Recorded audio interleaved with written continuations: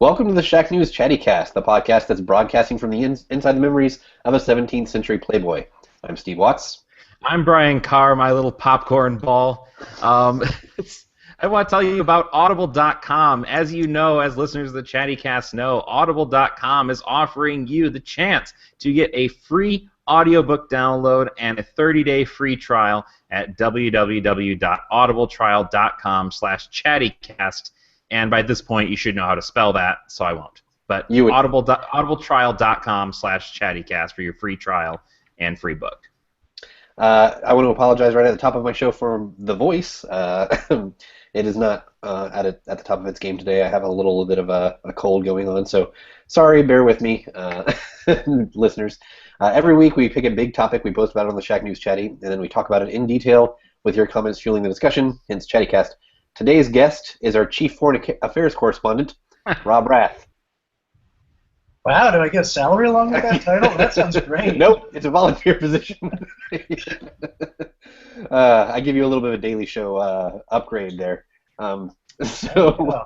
Today we're going to be talking about the Assassin's Creed series. The new Assassin's Creed is launching this Friday, Assassin's Creed Syndicate. And rather than talk about sort of the series in general terms or about whether it's good or whether it can be good again, which are all topics that we sort of spitballed around, we're going to be talking about its sort of tendency to tiptoe to the edge of controversy in various ways ever since its inception. So we're going to be talking about it historically from that particular context. But before we do any of that, we're going to talk about what we've been playing.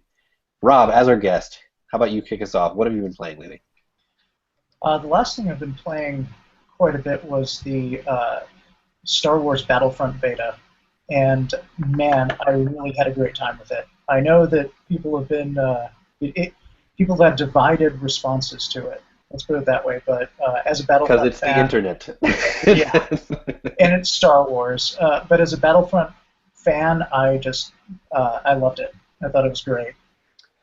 Yeah, I didn't actually. I downloaded it. I was very excited to try it, and then I just got busy with reviews, and I was like, oh, I'll try it tomorrow, and then one day it was over.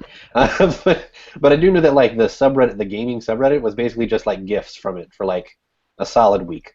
Just Darth Vader wrecking fools for a week, yeah. Yeah, it's not perfect, but man, is it a lot of fun. Now, did you feel, from what I heard, the feedback that I heard was that Hoth was like severely imbalanced? Did you have that experience at all? No, not in my experience. In fact, I was really surprised to hear that, because in the games I played, it was pretty much 50-50. I mean, I won as the Rebels perfectly fine. It was a difficult win, but it should be. Yeah, because it's Hoth. They lost that Hoth. battle. Yeah, I would have liked it less, actually, if I kind of felt like it was a walk.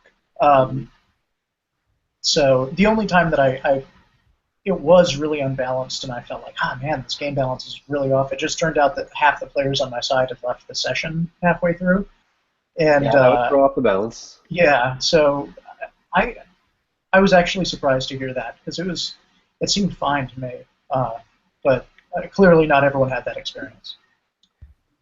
So what does it nail as far as Star Wars goes? You know, like as a Star Wars fan, as someone who played this, knowing Star Wars, like what does it get right and wrong as far as Star Wars, I guess?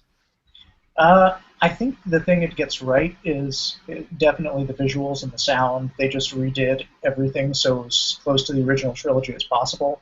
So, you know, the lasers have that kind of like semi-translucent quality. Everything sounds like it should. It looks like it should. The things that gets wrong, and I wouldn't even say wrong, I'd just say it, you know, it capitulates to it being a video game rather than a movie, is that, you know, there are odd things in it, like the fact that you can, you know, kamikaze an A-wing into Darth Vader and kill him. But that's kind of the fun. That happened in the movies. I don't know if you remember that scene. But yeah, so there's stuff like that. And I didn't personally like. I got really excited the first time I got an AT-AT, and then I didn't really like it that much. and I Oh, found that's that bad. a little bit of it, partially just because I always jumped in it when it was too far back and I couldn't hit anything. Mhm. Um, I They're think not the other fast thing, vehicles. yeah, and I It's not think the known other for thing that speed. made the beta a little bit shaky was the fact that just a lot of stuff wasn't explained. So I Yeah. practically unlocked everything when I finally realized, oh, this is how I do this. I was halfway through when I realized how I was supposed to capture the strategic points. I thought I just had to be in the vicinity, but you actually have to go up and like hold a button. Yeah, I've And heard that it doesn't explain itself very well, and maybe that's just because it's no, a beta and they're like they pulled out levels that aren't the tutorial levels. That could be it. I don't yeah, know. there was a It seems training section that was locked, and and I like was like, okay, well, I guess I'm just supposed to like flail around and figure this out while people are like executing me over and over again. that's so Um, backwards. That's so weird. yeah, it was strange. Brian, did you play any of the Star Wars back when it I was out? did. I played a few rounds of it. I didn't play the Hoth map. I played the one where they got the pods that drop down. You have to like rush and capture them. I thought it was. I mean, I thought it was fine, but what I liked about Battlefront, this game feels more like it is a Battlefield reskin more than it's a Battlefront game. And that's not necessarily inherently bad. It's just not my particular preference. I mean, it So I basically wasn't. is, right? Like Dice doing it means that's Yeah, basically like it plays like there's a pretty much reason the it feels like that. Yeah, no, I get why it feels like that, but it feels pretty much the same. I was kind of hoping for something that's closer to what Battlefront was before, and like the lack of a campaign made me really skeptical. But and when I teach, one of the things I teach is advertising, right? And this game has probably one of the most effective advertisements I've ever seen. I've actually used it in class to talk about why, like, how you make an effective ad that plays upon like visuals and emotion and that sort of thing because the ad where the guy is like reminiscing about his childhood with his best friend playing Star Wars and stuff like that. I took that as his brother, but yes, I thought it was his friend. Yeah. that was a very powerful ad. It was a very powerful ad, and then all of a sudden, like, I kind of want to get Battlefront now. So it does work. Okay, so I'm already thinking about like, well, I've got Halo coming, and I'm already playing Destiny. Can I fit another shooter in there? That's the question I have to ask right now. So I'm currently trying to figure that out, and I don't have an answer yet. But it seems all right. A big part I of it for me is how much customization is there going to be like in my character progression and loadouts and that sort of thing. If I can have a lot of things to make my character what I want it to be, then I might actually jump in. Just let me play as Captain Phasma in the Battle of Jakku DLC that's coming, and I'll That'd be be happy. great. I'm Yeah, there. just give me the chromy stormtrooper armor. It'll be awesome. Rob, you were about to say something? I think one of the things I liked about it was that I again would like kind of disagree that it felt really battlefieldy. Like for example, you can't really snipe in the game. Hmm. There is like a single shot rifle that recharges. That's a power up that you get. And when you get to a high enough level, you can cut down like that recharge to the point where it's basically a sniper rifle. But I like the fact that you can't just snipe straight Yeah. off, partially just because there's not really any sniping in Star Wars. Like you never see like a scene except in the ones we don't mention, where someone's like sitting a mile away and like popping guys. Like it's all kind of close range combat, and that's one of the things I liked about it. So that, and also I'm just not that good at competitive shooters, Mm-mm. and Me either. I liked the fact that things like turrets are pretty liberally used. So even if you're not that great, you can run to like a turret and you can do really well for a while. You Hmm. know, as long as you kind of are smart about it and just don't run into a hail of laser fire. Yeah, I mean that's Um, really the trick is like letting everyone feel like they're contributing to the team somehow, even if they're not, the hardcore I play 8 hours a day shooter player. Letting everybody feel right. like they contribute is something that a lot of shooters struggle with. Oh yeah, and if I can feel like I'm contributing something, that is, I feel special. It's like even if it's That's where the like healing basically class came from, like, hey, just hang back and make sure your buddies are exactly. okay. It's like in the participation trophy in elementary school. You know you didn't really earn it, but at least you feel like you got something. Yeah, Like you're a winner. that's where I'm at in Destiny right now. But Nah, you finished Taken King. You've done by your myself, Destiny I should have duties. said. Yeah, But yeah. yeah, I was so I was we gonna can jump talk in. about that in a minute. But so okay, assuming that I do decide to get Battlefield or Battlefront, sorry. Um, what platform are you guys playing it on? Probably PS4. Um, I'm not like however bad I am at shooters, I'm even worse at like PC shooters. so and so console is sort of like the choice it comes down to, and I just play most things on PS4 these days. Um, I have it on more often and things like that. So It's got like exclusive something or other, I think. I don't know. yeah, that probably helps. But like it's not like a console loyalty thing. It's just like, well, that's what I usually play on, so whatever. I'll just keep Yeah, going down that path. I think I get the on Xbox One. I get to play it early because I have EA access, so I'll use that to determine whether I actually want to shell out the money for it. I think. Yeah, So I'm pretty excited about that. What console would you play it on, Rob? Well, I'd play it on Xbox One because I don't have a PS4 yet.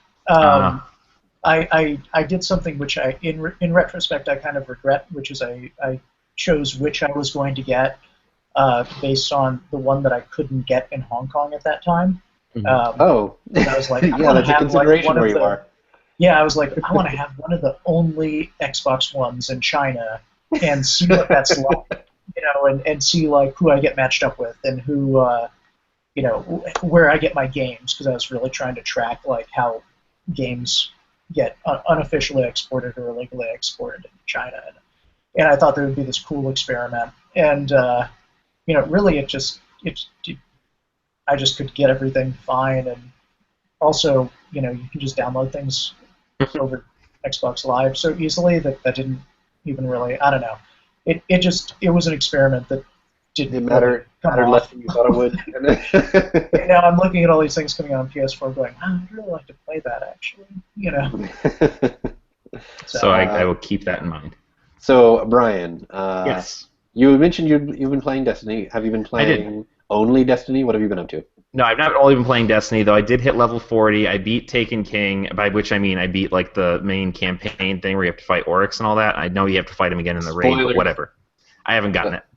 Is anything a spoiler for Destiny? None of it matters. Or makes sense. Nothing actually counts. But I did that, and I'm up to like light level 229. So I've been playing it. I played a couple strikes. How did you pass me? Just that good. Yeah, that good, I guess son. so. Yeah, I'm like you've also been busy with other stuff, but I'm like 210, and I think to do the Vanguard strikes that I really want to do, you have to be, what is it, 240? probably, yeah, that sounds right. I think that's it. Anyway, the point is, like, I've been frustrated. Like, how do I just want to get up to that point so that I can start grinding for better gear. Yeah. It feels like I need to grind for better gear in order to be able to grind for better gear, which is the frustrating loop that sort of convinced me to not play Destiny more in the first place. Yeah, I'm starting to kind of feel that a little bit more, even though it's a lot less frustrating than it used to be, and you get faction rep a lot faster. It's still kind of like, so I get on this treadmill to run for a little while, to switch to a point where I can get on another treadmill and run on that for a while, to get to the big treadmill. See, this is why we need to do a raid, because I feel like you get exotics from those pretty often, or at least some sort of piece of unique something, and I feel like that would like bump us up to that level. Sure. A lot faster. We need to organize that. Yeah. The other thing I've been playing a lot is Chibi Robo Ziplash. Yep. And here's my thought, that game is getting so much crap online. Like, people are just tearing it apart. They're like, this isn't my Chibi Robo. Why didn't they release another Chibi Robo like the other Chibi Robos? Because the other Chibi Robos didn't sell, genius. So they had to do something different, and they made Bionic Commando, and I'm okay with that. And I will tell you right now, this is my favorite 3DS game I've played this year. Like less stiff Bionic Commando even. Yeah, it's more forgiving. The puzzles are actually kind of fun. It's a really solid, really fun little game. It's got its quirks. There's things it doesn't do super well, but I'm enjoying it. Like I said, it's my favorite 3DS game I've played so far this year. Now, of course, you can say that there's really not that many 3DS games that have come out this year, but I would still put this among the top. You may have been exaggerating. I feel like I want to find the forum goer who says the phrase "not my Chibi Robo." I don't think there is one, but no, there were people complaining saying that that sounds so overwrought that it's hilarious that I expected to be like, first they came for the Chibi Robo, and I said nothing. I said nothing because stop it. You stop it right now. But it's funny because there was that backlash. People were saying and Nintendo did nothing to help the situation when you had the producer of the game saying this is Chibi Robo's. Wow, I can't talk. This is Chibi Robo's last chance. Like this is his last chance. If this doesn't sell, we might not see another Chibi Robo. And everybody's like, oh, why are we seeing such a crappy side scroll? There should have been another traditional Chibi Robo game. And I don't know. I think what they made, we can argue whether or not it's a real Chibi Robo game. Whatever. I think it's a real good game. It's I like it. Side-scrolling, though. It's not a crappy side. And it comes with an amiibo. It's solid. Like, coming with an amiibo is like Nintendo putting as much of their weight behind it as they possibly can. But what's weird is I don't think it's selling very well because every time I go to the store, I see there's still like 3 or 4 of those things on the shelf, and you'd think they'd be gone immediately, but they're not. Oh, that's sad.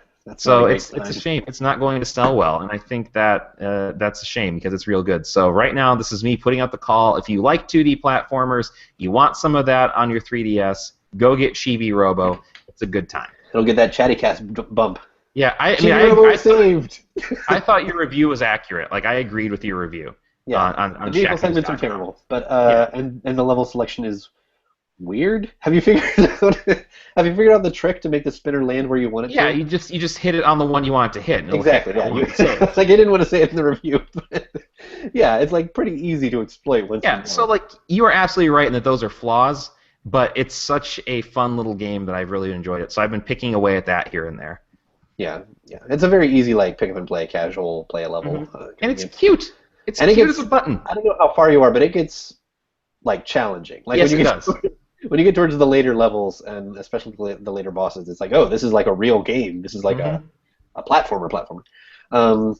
So what I haven't been playing up until about 45 minutes ago was Halo 5. I just finished the campaign today. We've got it for review. I'm allowed to talk about it in very vague, previewy terms, so not giving evaluations of how it is. But we've got some streams that have gone up of Joe playing the first few levels on Legendary, so people can kind of see for their own 2 eyes some of the things. Is there a Master Chief in it?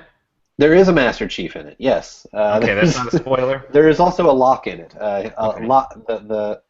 Like Halo 2. This is the Halo 2 of this trilogy. They split the narrative between Master Chief and not Master Chief, but plays exactly like Master Chief, whose name is in this one Spartan Locke. Who is on the hunt for Master Chief. All of this has been in the ad, so it's not spoiling anything. I'm only talking about the first 3 levels and Mission 8. Keep in mind, but it's real good. It feels a lot like Halo. It looks really pretty, and I like the co-op focus to a point. They've got your 3 squad mates. Both teams have 3 squad mates. And I like that co-op thing to a point. I wish I could be playing with humans because I haven't turned on the multiplayer servers yet. Your AI companions are not the smartest AI companions you could possibly have. So I wish that I could be filling those queues with humans instead of just robots. But other than that, I'm loving it, and I actually just finished the campaign, so I guess I can say I loved it. But the review will be coming out sometime next week, I think, and then obviously there's going to be a lot of multiplayer things to figure out before I put my final stamp on it. Multiplayer, yeah, I'm looking forward a lot to what's the new mode called? I'm totally blanking. Warzone? Yes, the gigantic mode. It feels like some of the campaign missions. And again, I think I can say this because it's basically I'm talking about the first mission, and there are other missions that are kind of like this. The first mission, that if you watch our video on checknews.com, it's a huge battle. It's this sprawling battle, and you're this squad of 4 dudes going through just loads and loads of Prometheans, and that's not always the Halo thing. Halo tends to be sort of smaller encounters. Then you're tunneled to another smaller encounter, and you sort of do this combat puzzle, figure out which angle to attack this from. There are a few missions, and the first one is one of them, where it's these gigantic sprawling battles, and it feels like that's kind of them trying to put a piece of that Warzone feel into the single-player campaign, because it's massive and chaotic and hard because of that. But yeah, I'm looking forward to trying out Warzone with a bunch of other reviewers and such. And having that sort of sense of scale that they're really trying for in this one. So yeah, that's basically it. All I Halo know 5. is there's a collectible card component, and that's it. I'm done. Like There that's the is, end of yes. me. Like And the you'll never. story is interesting in that it's focused more on personalities. I think a lot of my criticism of Halo in the past has been it's sort of obsessed with bizarre space mysticism, which excuse me, which is sort of Bungie's thing. But this Well, one, by having Locke go after Master Chief, it's much more focused on, you know. yeah, it's interesting that you mentioned that because like Bungie with Destiny is kind of like that unfettered. Like they went as far as they could into like the mystical space fairy tale thing, right down to like having knights and ogres and wizards and such. Yeah, exactly. And 343 carried that torch a little bit, I think, in Halo 4. Mm-hmm. They had the whole Prometheans thing, which I was sort of like, okay, this is just like jargony bullshit. I don't know what's going on. but in Halo 5, they are making it much more focused on these interpersonal relationships between, you know, Locke and Master Chief, and you know, within the first few missions, they sort of establish like, you know, Master Chief has served as an inspiration for these other Spartans, and so they have sort of conflicted feelings about even going after him and things like that. So it's more interesting by focusing on people instead of magic, I guess. It's what you could say.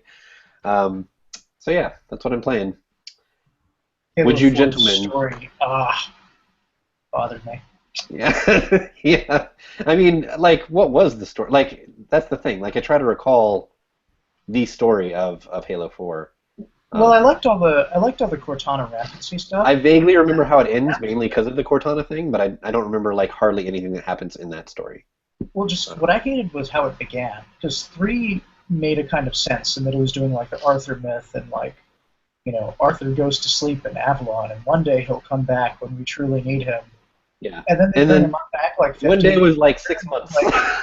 It's like, no, you can't. Like, Arthur isn't asleep for 15 years and then he's back. Like, that's dumb. Like, it totally ruins the entire feeling of this story. Yeah.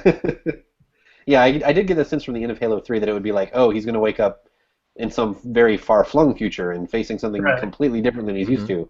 But it's like, nope, Covenant are still around, Arbiter's still around. They're still having their infighting, you know, that sort of thing. And then there's these new dudes that I guess are kind of scary, I guess, but they're not really that much scarier than the Flood. Yeah, so, yeah. It's like their third faction, the Promethean, you know, the robots. Which is the Tau. It's kind of funny how the all 3, you know, this is from Halo 4, so I can't spoil anything, but all 3 factions, the humans, the Covenant, and the Prometheans, the Flood, and the Flood, but I'm talking about the 3 factions that you find weapons belonging to, you know.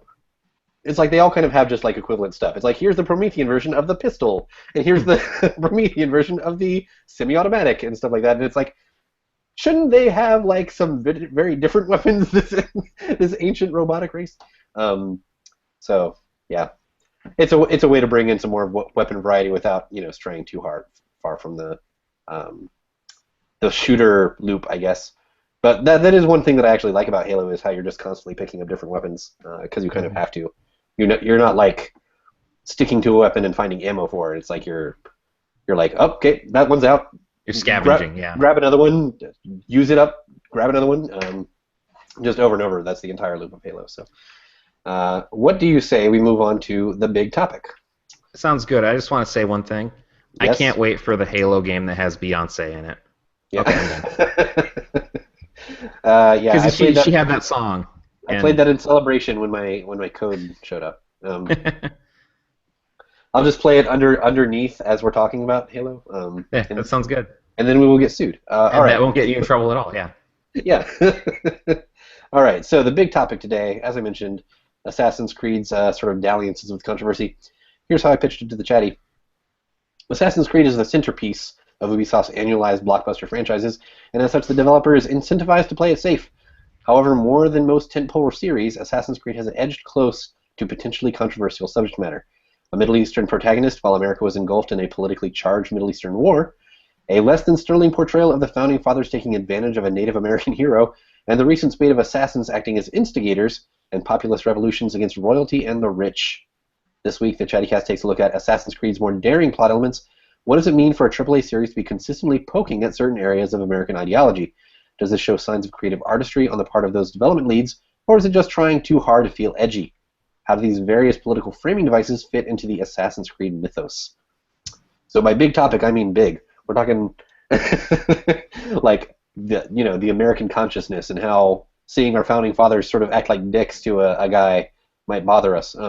So Rob, we asked you to be on specifically because you are the biggest history buff that I know, and I know that Assassin's Creed's treatment of history has been of particular interest to you. So right off the bat, first impressions of this topic, like what are your thoughts on Assassin's Creed sort of dipping its toe in some controversy?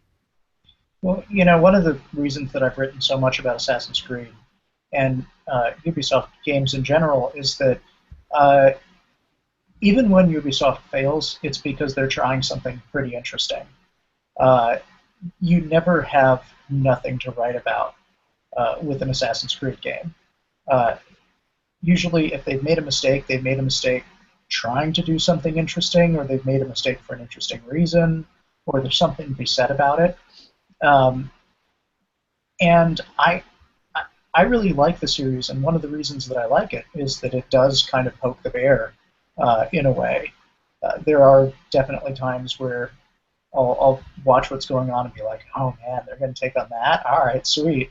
And they don't always do it well. But I appreciate the fact that they kind of go for the throat in some of these areas. Yeah, even when they screw it up. Like, yeah, I think it's nice that they try. That ties into something that one of our user comments, Mobab, said. TV shows, movies, film, etc., have been doing, controversies long before video games. But when video games do, it becomes questionable and is labeled as edgy. Is it fair for Ass Creed, which everybody calls it, to be labeled as such? I think he brings up a fair point. Are we a little bit more surprised when video games confront subject matter, which I think is sort of what you were implying there, when you get surprised by it? Yeah. All right. Well, that was a simple question. It's surprising in a big release like that, Mm-hmm. and a huge release. Like, well, that's the thing that indies, it's easier. That's the thing that I was sort of implying with my admittedly very leading question is, like, this is a AAA game series, and Ubisoft is a huge, multinational conglomerate. You would think that they would play it safe, or safer than they do with games like Assassin's Creed, sort of poking the bear, and one of your personal favorites, I know, Rob, Spec Ops: The Line. It feels like there's it is an annualized franchise. There is a certain amount of, like, okay, we got to make a new Assassin's Creed. But I think within that framework, they sort of allow the creative leads to explore some things more than I think most series kind of do. So I think that's true, but I think also we're starting to see that big AAA games that are almost guaranteed successes are using that to their advantage, in that they kind of know to a certain extent that their sales, for example, for a Call of Duty game are going to be pretty bulletproof, and they'll be willing to go farther. And I think Assassin's Creed has a little bit of that. Ubisoft definitely has a risk mitigation strategy, though, where they push some of the most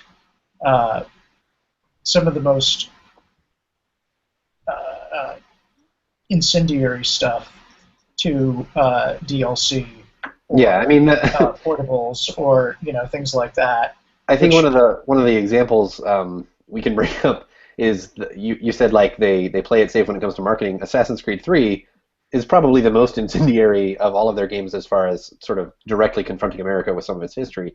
But if you looked at the marketing of that, it was like stars and stripes, like it was like weirdly patriotic. But then the tone of the game was not quite that.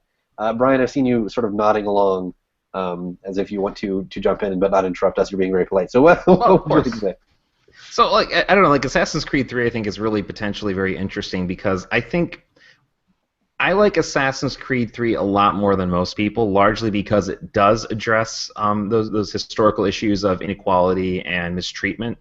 The idea that we essentially see the founding fathers in a light that we normally don't because they're kind of deified.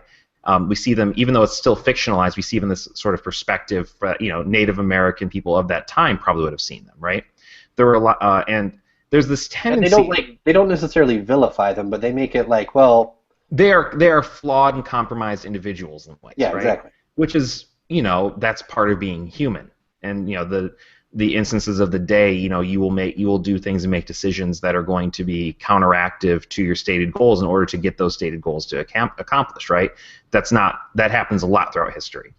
But what I think is interesting is that Assassin's Creed, in a way that a lot of other things don't. Now, it does fall into this trap too, but in historical fiction, we often have this tendency to kind of use it. And I was reading about this the other day. I've read about this before. It's a really interesting idea that we use historical fiction as this means of sort of not quite whitewashing the past, but more taking our modern sensibilities and almost sort of rectifying what happened in the past. Like, we can't necessarily change the past, but we can say, like, for example, the show Sleepy Hollow, right?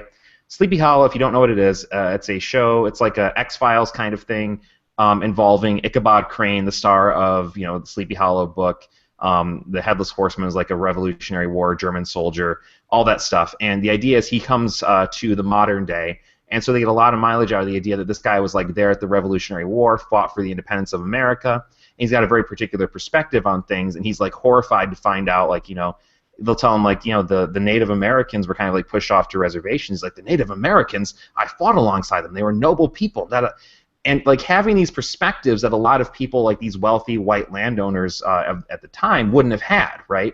But we're trying to kind of like make ourselves feel better about going back, telling those stories, being in those worlds by putting those sort of modern day sensibilities. Like, we know better now, right?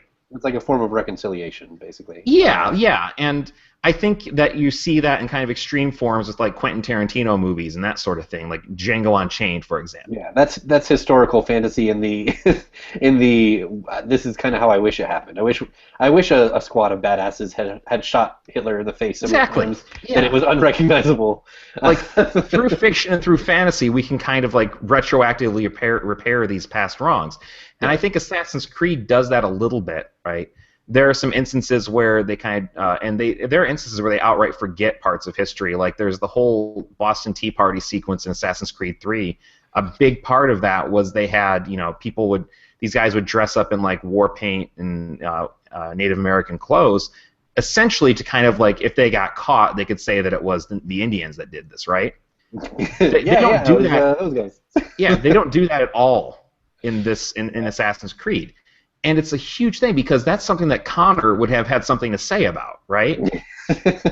And so they kind of get around, like, we have to have a Boston Tea Party set piece, but we can't include this part that doesn't make sense for this character. So I don't know. I think that they're as guilty of historical revisionism as anybody else, but I think, and I wonder if it's partially the fact they are not necessarily a Western, an American company, right? They have the benefit of being sort of removed from some of the historical context they write about. Yeah, they don't have that same kind of beholden feeling. There are a couple of interesting threads that I think have kind of gotten started, and I want to make sure that we get to them. So I'm going to try to sort of remember them and bring them up one at a time.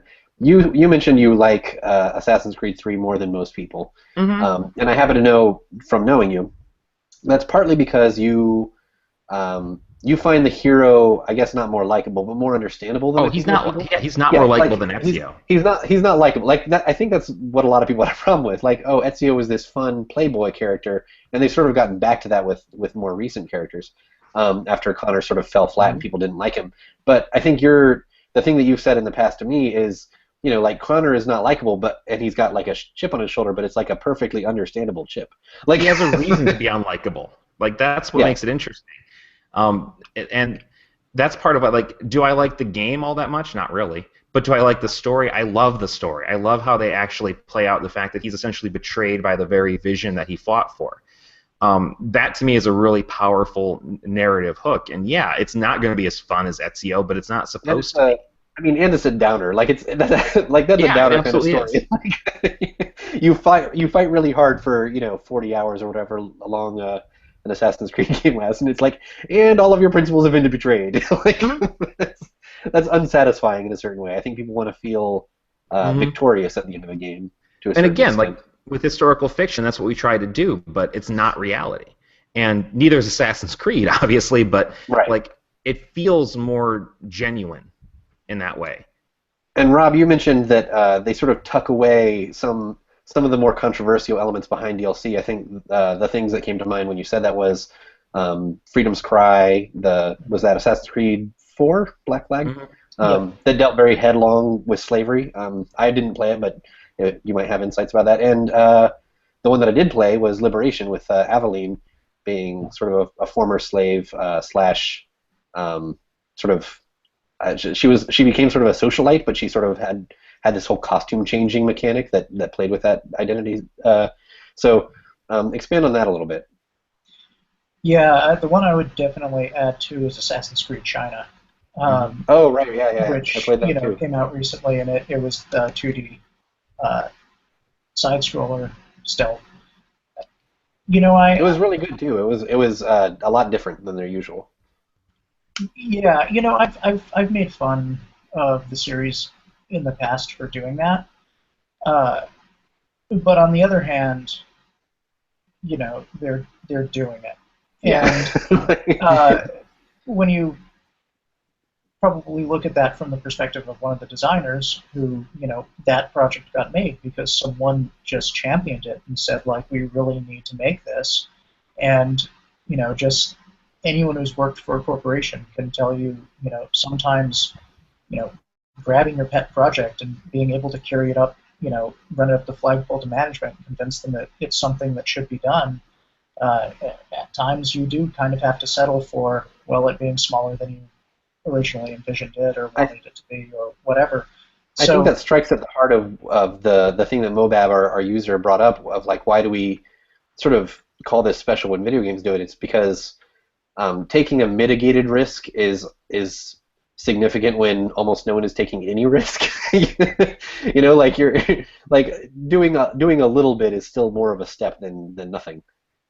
Well, and like what's cool about Ubisoft in general, just as a company, is that it's starting to do this kind of, I'd say, like semi-indie thing where they'll release a big game like Far Cry 3, and then they'll use that infrastructure to make Blood Dragon, or Far Cry Primal looks like it's going to be basically Far Cry 4, Far Cry 4's version of that. And that is a really cool way to be able to experiment with stuff and to be able to handle material that you might not get to otherwise. And I think that both Freedom Cry and Liberation dealt with interesting subject matter. I think some of the mechanics you talked about, the clothes changing, really got at things. I think personally, I feel like Assassin's Creed is at its best when it uses its mechanics to convey history, which is why I just absolutely loved Assassin's Creed 4, because it was all like mechanics storytelling. There was so little story in it, and it was not so much about telling you the story as Assassin's Creed 3 was, which is one of the things that I really didn't like about it. Is I felt like I was being talked to a lot more than I was interacting with the period. But it was about using the mechanics to explore what it was like to be on a ship at sea for days at a time, and the only entertainment you have is people singing, and they only know so many songs, and you're going crazy, and and there's storms, and you're way more afraid of the storms than you are enemy ships, which is a totally correct, historically correct attitude in that context. But I think they did some interesting things. I sort of hesitate to comment on them too much in a qualitative sense, because that's not really my history and not really my area. I would say that Evan Narcisse has written some really great stuff about those games that I would really recommend. He wrote a great essay on Liberation called "This is the blackest game I've ever played," and it was really fascinating. He wrote something similar about Freedom Cry, but it yeah, I like the fact that they play around with that stuff, and like I said, the, and of course there's a way more risk in failing at conveying slavery than there is about like the French Revolution, right? Yeah. Like Yeah. that's a lot. There's a lot more potential for getting burned if you mishandle that Right. versus Victor in London. Yeah.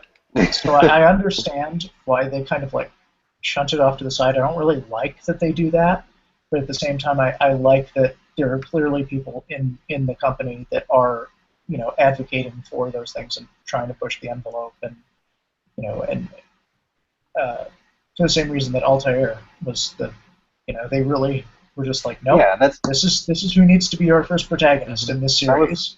that was actually the genesis of this idea, was the disclaimer that everybody, I think it's almost like a joke now, the the disclaimer at the beginning of every Assassin's Creed game. This was made by a multicultural team of different beliefs. It kind of seems silly when you see that ahead of like Black Flag or something. It's like, it's a pirate game. It's a game about pirates. Like, there's no like pirate religion that like, oh, we had a pirate on staff to make sure we got the code of that right. But like, so it seems kind of silly now. But like, when you think back to the genesis of that being this this game, set in the Middle East, starring a Muslim in the middle of our war in Iraq, like that was a little daring. That was probably one of the most daring things, and they sort of kicked it off that way.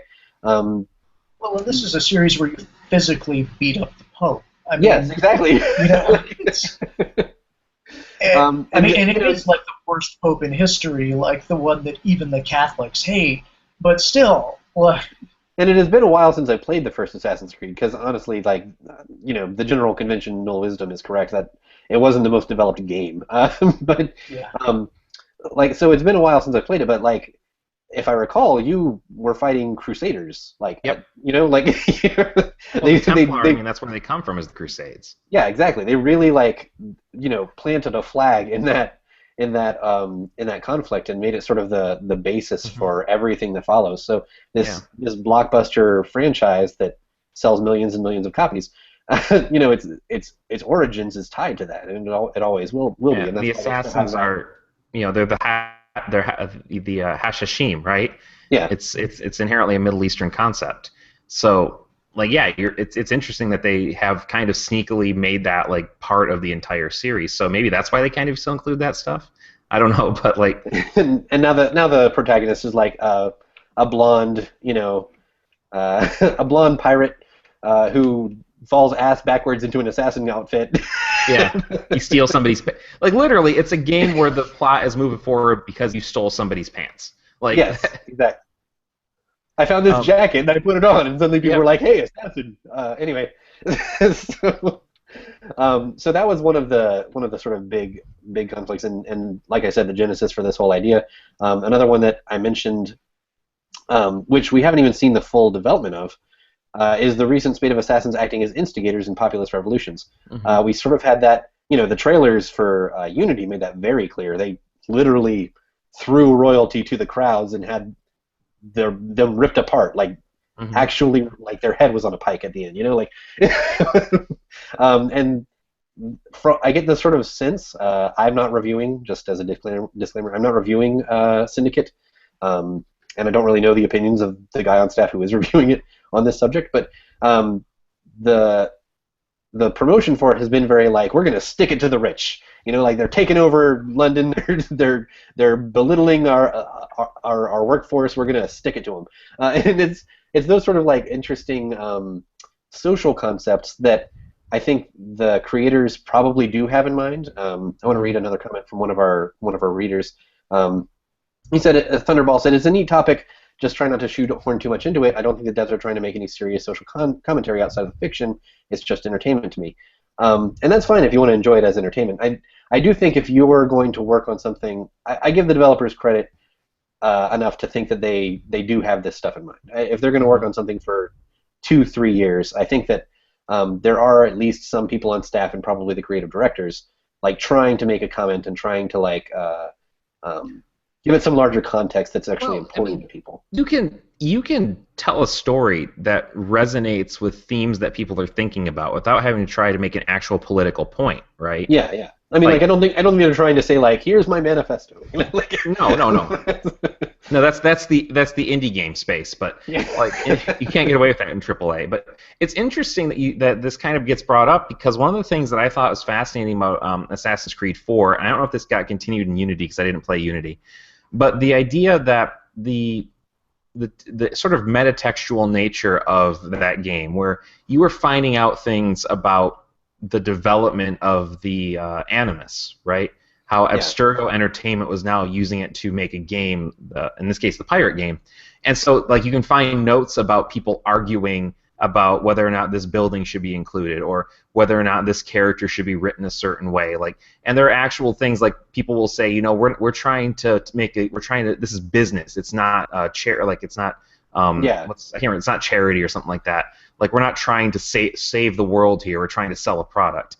And I'm wondering if some of those conversations are taken verbatim from the actual development process in Assassin's Creed, right? Like, I almost guarantee they are. Yeah, like that to me is the most interesting part of that game. There's an amazing one where they talk about, like, well, this church would not have been there. They're like, look, we're trying to sell climbable buildings here. Like, there's nothing in this area. We really need something. I don't care if it's out of your right there. Like, this is sort of tangentially related, but how ballsy is that of Ubisoft to like let their development team like make a thing that's kind of making fun of the corporate bullshitty nature of game development? I think like that shows a certain sense of humor about themselves that I think most developers don't bother with showing. And it's just like, it's interesting. Go ahead. No, that's it. I got nothing. And it's sort of like that thing of, you know, the franchise is successful enough that it's gotten to that, like, Martin Scorsese level where they can just, like, do stuff and no one will stop them. Because it's like, whatever, it's Assassin's Creed, you know what you're doing, theoretically. You can climb buildings and then you look out and an eagle comes and it's like, caw, and then you see more of the map. It's like, yeah, we know. We know how to make one of these. Within that formula, they're exploring, I think is what we're saying. Like, it is formulaic to an extent, and I think that's why people are like, that's great, blah, blah, blah. But within that formula, there's exploration. An ongoing problem I have with the series, actually, because, like, you know, diving off buildings really made sense in the Crusades, but when you're starting to, like, the French Revolution and the buildings are, like, really, really tall, you know, I'm playing it and, you know, I jump off the top of Notre Dame and my wife, like, screams behind me when she looks over my shoulder. I'm like 99% certain this is why they haven't actually set one in modern day, because it's like, jump off the Empire State Building into that bale of hay. Well, you'll be practically there, like with Victorian London, you know. Well, and this is, I'll just briefly say this because I'm sure we'll get into it later. But, like, I have a whole thing with that I'm not too enthused about the fact that this one's in Victorian London. Yeah. And one of the reasons is that Victorian London wasn't unstable enough for the amount of slaughter that takes place in an Assassin's Creed game to make sense. Like, you know, in Renaissance Florence, like, people are getting stabbed on the street all the time. Like, the French Revolution, well, hell, you can, like, the Crusades. Just kill people, you know, the Crusades. You like, kill people all over. A rooftop full of dead Crusaders in the Crusades. Yeah. Like, it must be Tuesday. You kill, like, 14 people in a mission, and the Metropolitan Police Force is going to notice, you know? Like, so I don't know. They just roll up saying, "What's all this then?" What's all this then? Your hands are just covered in blood. You're like, "Oi, somebody's been a bad bloke." You know, I'm like watching trailers where they're blowing up trains, and I'm going, "Oh no, but no." Yeah. Well, it's funny because there are people like, "I want to see one set in World War II," and I'm like, "That is a terrible idea." Well, at least that would make a little more sense, because again, like, you know, people are getting killed all over the place. And, everybody just wants to assassinate Hitler. Like, that's what they're picturing when they have that. Yeah. Like, you're the guy who finds him in the bunker, you shoot him, and then put the gun in his hand. Like, that's how they're picturing that game ending. I'm not saying there's not a degree of appeal to that. I'm just saying that, like, for the game they have made, it's kind of the dynamics of the fact that everybody has guns and everything, that kind of changes the whole way the game's set up. Yeah. I mean, like it's the same thing Rob was referring to with like jumping into a bale of hay. Like these are legacy things that don't Mhm. necessarily make sense in all eras, and so they would have to actually rethink things to a pretty serious degree. And I don't know if they're actually prepared to do that on a yearly release cycle. Yeah. We're going to wrap it up with some final thoughts here. I just want to read one more comment from him, Troll. He said, including a bunch of historical characters and references seems like an easy and effective, in my opinion, trick to make players relate to the character. Working with Leonardo da Vinci is for some reason more interesting and rewarding than working with some fictional stranger. So he sees it more or less as kind of narrative smoke and mirrors, which I think, to an extent, he is not wrong. Any final thoughts on this before we move on to our new bits? I fully agree with him. Like the part of the fun is like getting like the historical figures, like Ben Franklin showing up in Assassin's Creed 3, or Blackbeard, or what's the name? Mary Riley or Mary Read. Mary Read, that's it, yeah. Like having those characters show up is really cool, and like I read that in Syndicate, Karl Marx gives you missions or something like that. Really? That's amazing. Like That's that sold me on the game. Like I actually might have to play this now. I'd skipped Assassin's Creed for a while, but Karl Marx, that's pretty good. Because like all professors, you are an avowed communist. Well, that's how it works. All right, Rob, do you have any? I just think that's hilarious. Yeah, that is funny. The historical figures have been a huge attraction for me in the past. Like, I gotta say, I'm just not feeling it with this one the same way. Because, again, I think it's like that legacy thing. Like, Leonardo da Vinci was a military engineer, so it totally makes sense that he would, like, be Q and be giving you military stuff. But Alexander Graham Bell was, an acoustic scientist. Like, he worked with the deaf, and I just can't imagine him like building me a helicopter or whatever. Yeah, reaching for their cue is getting kind of silly at this point. Isn't Arthur Conan Doyle in this one too? Why not? Shove him in there. It seems like sure, he would. Let's just say he is. Yeah. Charles Dickens is, I think. Okay. Okay. Which kind of makes sense, class stuff, but it's I don't know. It's getting a little weird to me. Like Karl Marx, though, that sounds interesting.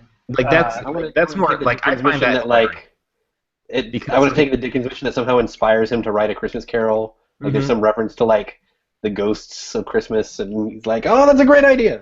Like you show up with a goose. He's like, what day is it interesting. Today? Presents for the children, eh? Yeah. All right, so let's move on. And then, like, I see this Brian, sorry. Brian, before we hit Newsy Bits, can you lead us to the sponsors? Yes, I can. Audible is offering you, the listeners of the Shack News Chattycast, a free audiobook download as well as a free 30-day trial to check out their service. There's lots of great books on games, technology, hundreds of other topics to choose from, including Alexander Graham Bell, Karl Marx, and many others. And every week we're going to highlight one that we've personally enjoyed, and we think you might too. This week I'm going to turn it over to our history and foreign affairs correspondent for him to provide us with another fantastic historical book recommendation. So what I'm going to recommend is The Suspicions of Mr. Witcher, which is an excellent nonfiction book about one of the first true detectives in England investigating a family matter, and what the question is whether he's willing to investigate this to the point where it's going to ruin him personally by digging too much into a powerful family. And very well written. Highly recommend it. The Suspicions of Mr. Witcher. Yeah, I'm looking into this now. It looks really good. I might actually have to check this out. So you can read The Suspicions of Mr. Witcher, or listen to it anyway, as well as over 150,000 other audio titles with your free audiobook download. Just visit audibletrial.com/chattycast. Again, that's audibletrial.com/chattycast. I've heard that as a debate. Like, do you say I read when you're talking about an audiobook? I say I read. Because I'm like, I don't feel like explaining. Oh, I listened to blah, blah, blah. I heard Hamlet. Yeah. I heard Great Expectations. It's the same thing. It's basically, the same thing. It's a different input form. Anyway, Newsy Bits. We're going to hit some of these real fast. First, maybe my favorite story of this week or any week. Konami claims that Hideo Kojima hasn't left the company. He's just on vacation. Which sounds... to a farm upstate. That's what I say. He's living on a farm. Like the most insane excuse. I don't know why they're playing so coy with him leaving the company. I mean, for background, for people who don't know, if you've been living under a rock, if you woke up from a coma and the first thing you did was listen to this podcast, V has come too. Hideo Kojima. There have been reports circling of him leaving Konami and Kojima Productions after Metal Gear Solid 5 was finished for months and months, and it's been so long, and Konami has been so weird with their non-denials that I think everyone just kind of assumed, like, yes, it's true. Like, there's never been a a reason to think that it's not true. Recently, a report came out that said his official last day was October 9th. There is actually a photograph that someone says is his going away party. And they say, no Konami executives were there. It was just him and his staff. And then Konami, very shortly after that story came out with the photo, said, no, he's just on vacation. Which is like, it's an insane thing to say, because if it's not true, I mean, if it is true, that's super weird. But if it's not true, which I think we're all kind of just assuming, what's even the point of lying about it? It's like when your parents are going through a divorce and you ask, why isn't Daddy around anymore? And your mom's like, she knows you're not really ready to understand it, so she's like, oh, your daddy's just going on vacation for a little while. You'll see him again. Or maybe that's just me. I don't know. But he's just visiting a good friend who happens to be a woman, and he's sleeping in her bedroom. Anyway. No, that's not how it went at all with my parents. But it's a super weird thing.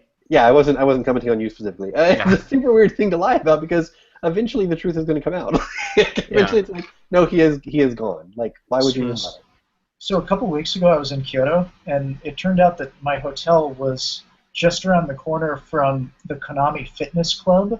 Mm-hmm. Oh man! And it seriously did occur to me. Yeah, like should I just like look in the door, or just like stand outside and see if Kojima like drives by and I could like score a curbside interview or something like that? I feel like every time I go to the grocery store, like there's a grocery store that we go to that's a little further out, so we only go there once in a while, but it's right next to Bethesda, and I'm like, what if I just peeked in the window?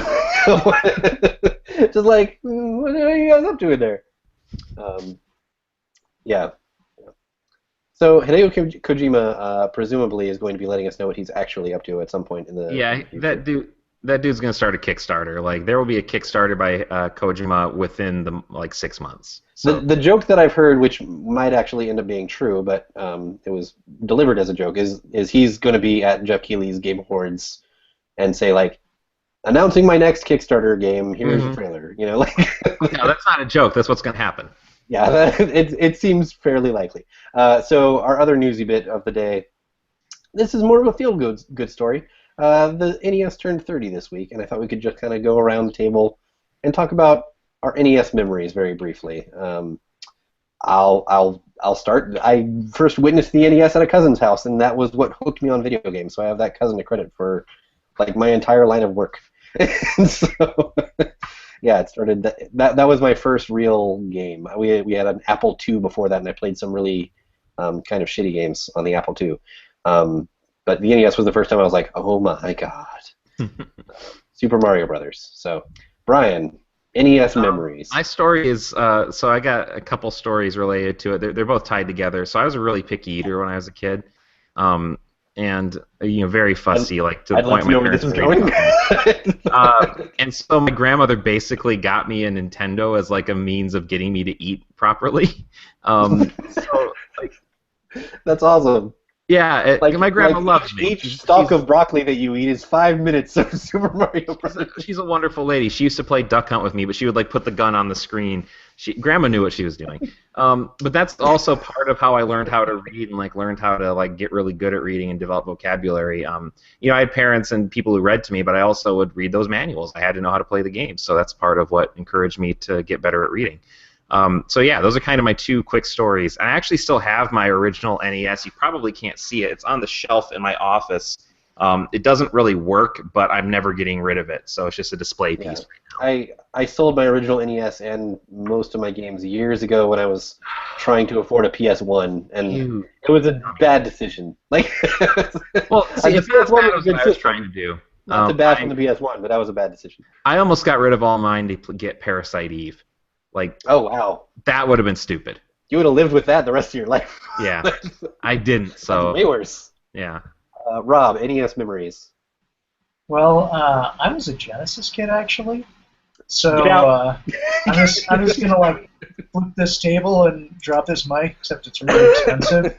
Um, it was always a console that I played at friends' houses, and there was always a slight amount of jealousy, uh, definitely, that I couldn't play Mario. Um, it's so I kind of associate it as this like distant thing, which I can never really. I mean, I technically could have bought one for years and had one, but I sort of feel like it's something that it's like Woodstock. You kind of had to have been there Hmm.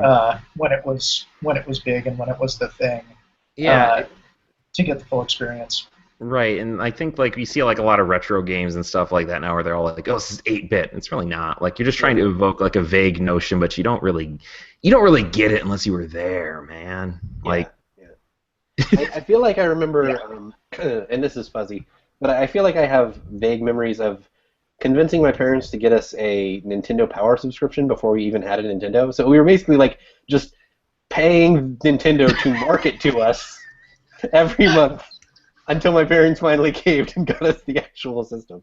we're sick of you reading those stupid magazines here. Every month you're like, oh man, this game looks great. You know what we need? A system to play it on. Yep. So yeah, we totally You know fell for what? it, basically. You know what I do totally remember is that Duck Hunt taught me what skeet shooting was. Mhm. Like, because I grew up in Hawaii and people don't have guns out there. Hmm. So, like, I thought I was shooting down UFOs for the longest time. Like, This is a weird but I game. could You never shoot ducks, understand, but then you shoot UFOs. like the UFOs are escaping, and we're shooting them as they leave Earth Yeah. because we're bastards. As they say, you probably felt like, why are we shooting them when they're trying to escape? Like that. Yeah, exactly. It's like we're shooting them as they run away. That definitely breaks the Geneva Conventions. I I will know. tell you, I grew up around skeet shooting and stuff like that. It is a lot harder in real life. Yeah, I would think. When your target isn't the size of a small CRT TV, yeah. Hmm. Uh, also, that dog was an asshole. Anyway, let's move on to Beat the Doc, the part of the show in which I abuse my powers by pitting my friends against each other in a pointless game. As always, our guest will go first. Today's game is called Critical Hits. I'm going to name a well-known game franchise, and you tell me which game in the series is the highest scoring on Metacritic. Bonus points if you can also name the lowest scoring game of the series. So, Rob, you're going to go first, and to start it off, the series that we've been talking about today, Assassin's Creed. What is the highest, and for a bonus, the lowest scoring game? I'd say the highest is 2, and for the lowest, I would go with. That's difficult. You know what? I'm actually going to go with the first one for lowest. Oh, original I Assassin's think that was somewhere in the lower end, but the lowest one was Assassin's Creed Memories, which I think is like a mobile game. I was gonna say it had to be one of the handheld ones. Yeah, some of these are Yeah, not what you would okay. expect because the platforms are on different things and stuff.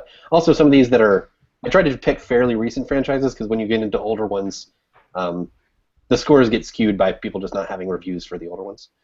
So, all right, Brian, that is 1 point for Rob. Brian, Tomb Raider. Yeah. Tomb Raider. Okay, I'm gonna say the highest rated. This is a tough one It is. because it's one of two. Okay, I know it's I'm gonna go ahead and say it's the 2013, the most recent Tomb Raider is the highest rated, and the lowest rated would be Tomb Raider 3. Which one was Tomb Raider 3? What, was there a subtitle? I don't know. Okay. Well, then, no. The highest rated was Tomb Raider 1996, the original.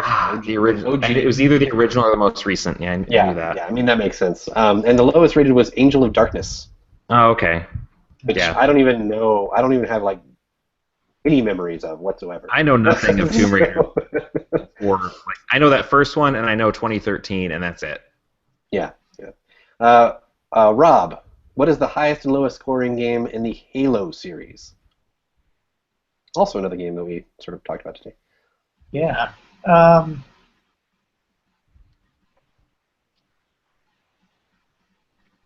Oh! I know the lowest. The lowest was Halo Wars. No, it was not. I I'm know the sorry. lowest. Really? No, Oh. it's not. It was not Halo Wars. I want to hear Brian's guess. It won't be for points, but I want to hear Brian's guess. Spartan Assault. Spartan Assault was the lowest scoring Oh, Halo I forgot game. about that one. Yes. So do you have a Okay. guess for the highest scoring? No, it's not Spartan Assault. No, yeah, no, Yeah. it wasn't. You're Halo welcome for Wars. that, Rob. Or I'll give you Halo that Wars. clue. It also wasn't Halo Wars. I'll go for Halo 2. I know that's wrong. I'm sorry, but I know that a lot of people love Halo 2 and say it's the best one, but for some reason the critically the highest scoring one is just Halo. Halo Really? Combat I thought it was- Evolved. Yeah. I thought it was Reach. I kind You of wouldn't felt think- it in my bones, but yeah, I kind of like this game because these are like some surprising answers. I should have gone with my gut on that one. Yeah. So Brian, your next and final series before we go to our tiebreaker / just for funsies round, Metal Gear Solid. Okay. Well, now keep in mind I said Metal Gear Solid. I know. So yeah, okay. So okay, I'm gonna say the lowest rated one is Metal. Oh, that's right, Metal Gear Solid. Okay, hold on. All right, okay, highest rated. Let's start with highest rated. Highest rated. I'm gonna say. Oh God. Because I'm gonna go ahead and go with Phantom Pain Okay. as the highest rated. Do you have a guess for the lowest rated? Lowest rated. I don't. Since you said Metal Gear Solid, I don't think Metal Gear Acid would count. So I'm going to say Metal Gear Solid No, Portable I Ops. wouldn't. I don't even know if I saw Acid, but yes, Portable Ops was in fact the lowest rated.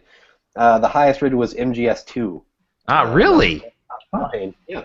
I thought it was going to be Snake Eater or. Because Phantom MGS2 Pain. was so divisive, I was very surprised to see it top the list. Well, it was I mean, it was really impressive when it came out. Like visually, it was stunning. But So it was you got divisive because people hated, Raiden. Before they turned him into a cyborg ninja. So that means we go to the tiebreaker. So did I You get have a any point. points from that? Yes, you got 1 point. Yes. So we go to the tiebreaker, which means you have to buzz in by saying buzz because we don't have official buzzers. Yeah, and that's fun because we're across how many different time zones? The tiebreaker. Well, I feel like this is going to be like you got to sit down and think about it for a couple seconds before you buzz. Okay. So buzz in when you think you know the answer. Tiebreaker: Angry Birds. Angry Birds. Highest and lowest? Highest. Well, whichever one. Yeah, if you can get either of them, it'll count. All right. Buzz. Buzz. I think Rob beat you to it because you were okay. saying all right first. All right. So Rob. Highest, I'm going to go for Angry Birds Star Wars. And the lowest, does Angry Pigs count? No. Is there a game called Could you repeat Angry what Pigs? your guess was for the highest? I missed it. Angry Birds Star Wars? Okay. Brian, do you have a counter guess? For highest rated? Yes. I'm going to say Angry Birds Space. Okay. And for lowest? Angry Birds 2? Okay. Everyone's wrong about everything, which means you hit in a tie. The highest rated, strangely enough, is Angry Birds Rio. What? Yeah, see, I said you'd have to sit down and think, and I didn't think either of you would particularly get these. The lowest rated is Angry Birds Star Wars, but specifically the Really? PS4 port of Angry Birds Oh. Star Wars because it was a console port, and people were like, that sucks. You can't get that specific. Well, the lowest rated besides that was probably just another version of Angry Birds Rio or something. So I admit I've mentally conflated Space and Star Wars. yeah, Is I mean that- they came out very close to each other, Not that good. which is Yes. why when they came out with Angry Birds 2, it was like, oh, the second Angry Birds game, cool. But it's like the seventh Angry Birds game. Yeah. And there was that one that was meant to appeal to girls. And I know that sounds horribly stereotypical, but I just remember Was it Angry Birds Stella or something like that. that? That was it. It was just such a naked, you could tell by the art, they were like, we got to do something to appeal to the girls. So wait, that everybody kart racer was like, game oh, actually got better reviews than because that kart racer game was terrible. There was an Yeah, I Angry guess Birds so. Or maybe, Yeah, or Angry maybe, Birds Go. This is according to Metacritic, so maybe it just didn't get as many reviews. Mm-hmm. That's also a possibility. Like if not as many people reviewed it, like bothered to review it, then it didn't get on the board. We've all thought way too hard about Angry Birds. Yeah. We've all thought way too hard about it. Let's never think about Angry Birds. Wait, but it wasn't called Angry Pigs, it was Bad Piggies. Yeah, Bad Piggies. Yeah, There we go. Was that the one with the sort of like construction mechanic? Yeah, that was all right. I actually liked it. That was a fun Oh, one. that's pretty good. That was like a different thing for that series. I was like, all right, I'm not just Pretty fleeing good. crap. I'm actually building things. You're It was building Banjo-Kazooie nuts and bolts like, which was a good game no matter what Brian tells you. Anyway. That was the best Banjo-Kazooie. Oh, okay. Who was it that The said others it sucks? We had a guest on at some point. It would be Andrew. Asif? Andrew, okay. Well, he's wrong. Mm-hmm. All right, so that is the show. Thank you very much to our guest, Rob, for either staying up or waking up at an absurd hour for his time zone and being on the show today. So, Rob, thank you. Do you have anything you want to plug? Yeah, sure. I just wrote an article for Playboy. If you've ever heard about a haunted house at Universal Studios Japan, which is themed to Resident Evil and where you get to shoot the zombies, I went there and I wrote about it. I'm also in the book Shooter, writing about Call of Cthulhu, Dark Corners of the Earth, which is a great Halloween-themed video game essay you could read recently. And that's at shooterbook.com. And yeah, go after me on Twitter, Robert Spolt. Or rather, I should say, follow me. Don't go after me. That's not good. Don't go after him. Although if you're devoted enough to like buy a ticket to Hong Kong, do it. I guess Yeah, I mean, at that point you kind of have to at least like invite them in. You'll choke on the smog before you make it to my apartment. So yeah, that's true. You were mentioning before the show. I'm not going to name drop what they are, but he was talking to me before the show about some other cool sounding pieces that you have coming up. So. Keeping an eye on your Twitter will let people view those when those go up. So, it's a good quality Twitter in general. Yes, yeah. It's all sorts of fun nerdery. So I'll give a hint. I'm writing about these things. Just if you're watching the video feed, you get a hint. Soon. See, this might have something to do video with tease only. Video people get what your hint was. Pikachu dressed up as other Pokemon. Yeah. That Gengar one. That's a good one. Oh, it's amazing, isn't it? Yeah, those are all really cute. He's like really getting into being a predator. You can see it. Yeah. Well, you gotta like play the part. That's like how it is, So that's the show. Please review us on iTunes. It helps other people find the show. And so for Brian Carr, I'm Steve Watts. Until next week, we will see you on Chatty.